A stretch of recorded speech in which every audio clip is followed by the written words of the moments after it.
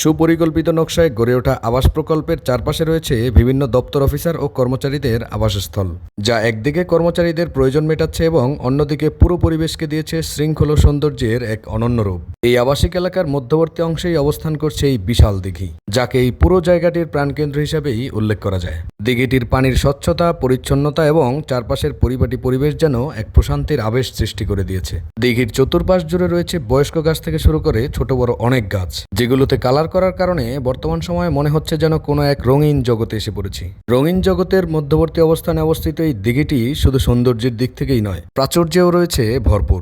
এখানে বিভিন্ন প্রজাতির মাছ চাষ করা হয়, ফলে এটি এলাকার মানুষের কাছে আকর্ষণের কেন্দ্রবিন্দু হয়ে উঠেছে। আবাসিক এলাকার মানুষজন প্রায় এই দিঘির ধারে সময় কাটান, কেউ কেউ হাঁটাহাঁটি করেন কিংবা কেউ কেউ মাছ ধরার আনন্দ উপভোগ করেন। যেহেতু এটা আবাসিক এলাকা, সেহেতু বাইরের মানুষের এখানে প্রবেশ কিন্তু একদমই নিষেধ। আমরা গিয়েছিলাম ফ্রাইডেতে জুমার নামাজ আদায় করার জন্য। তো নামাজ শেষে আমরা ভিতরে প্রবেশ করে দেখি এত সুন্দর একটা জায়গা, সেখানে যদি একটু পায়চারি না করি আর 2-4টা ছবি না তুলি তাহলে তো হবেই না। তো আপনাদের ভিডিও দেখার মাধ্যমে মনে হতে পারে এটা একটা ট্যুরিস্ট স্পট, কিন্তু না, এটা কোনো ট্যুরিস্ট স্পট নয়, এটা হচ্ছে আবাসিক এলাকা। এখানে প্রবেশ করতে হলে অনুমতি নিয়েই প্রবেশ করতে হবে।